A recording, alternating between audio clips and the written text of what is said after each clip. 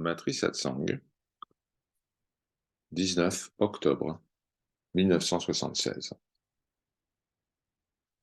Question. Est-il possible de se concentrer pleinement sur le Seigneur sans avoir reçu l'initiation d'un maître? Ma.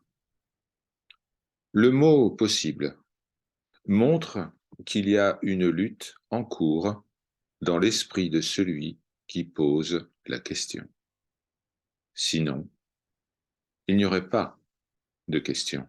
Si l'esprit était clair, il aurait déjà commencé à servir le Seigneur. Voici ce qui se passe.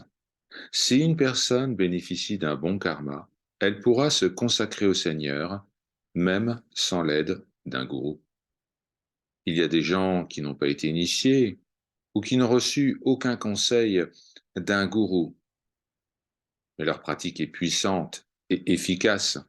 Cela est dû aux bonnes actions accomplies lors des vies antérieures. Il y a des gens qui disent qu'ils ont pu progresser spirituellement par eux-mêmes, mais à un certain stade, ils ont besoin d'aide, ils ont besoin d'un maître. Ce corps a reçu de nombreuses lettres où des gens disent qu'ils ont progressé en yoga, mais que maintenant ils sont bloqués et qu'ils ont le souhait de rencontrer un maître qui puisse leur montrer la voie.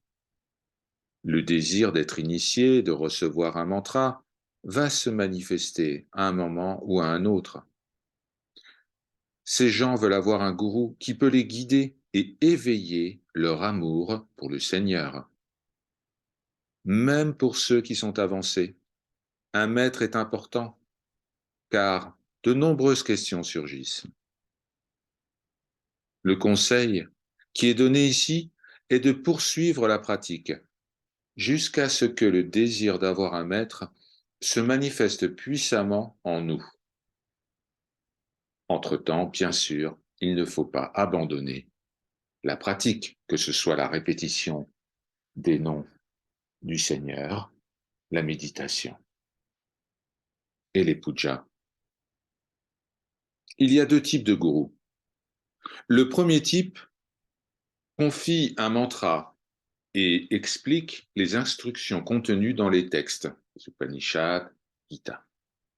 Le deuxième type se présente à ceux qui sont sur le chemin vers la vérité suprême, Paramartha. Ces personnes sur la voie ressentent une vibration, le son de Brahman. Ce son qui éveille le gourou intérieur. Quelle est cette vibration? C'est un son inaudible qui imprègne tout. Les paroles et les mots sont comme un écho de ce son suprême. Cette résonance, cette vibration n'est pas perçue par tous.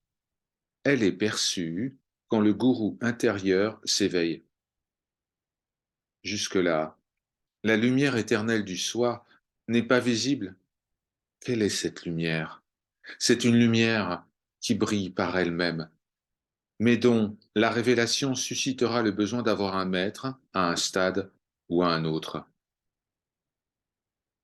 Ce besoin d'avoir un maître surgit chez ceux qui veulent aimer le Seigneur de tout leur cœur, quelle que soit la tradition suivie, Bhakti, Vaishnava, Advaita. La personne suit ces différentes voies, mais viendra inévitablement un moment où l'amour, la connaissance et la lumière seront manifestés sous la forme du maître. Cette lumière, qui est celle du gourou intérieur, est révélée. Cette Atma Swarupa, cette Jnana Swarupa, connaissance et véritable nature de l'éternité et de la pureté, de la luminosité du Seigneur. Du fait du voile d'ignorance, cela n'est pas perçu. Le gourou externe, reflet du gourou intérieur, concentre la lumière qui enlève l'ignorance. Le soi est reconnu. L'éveil ne peut pas se produire sans le maître, car personne ne sait ce qui va se produire dans une minute. Nous sommes tous et toutes enveloppés par ce voile d'ignorance. Parfois, nous imaginons des choses au sujet du futur, mais qui d'autre que le gourou nous aidera à ce moment-là? Jai Ma.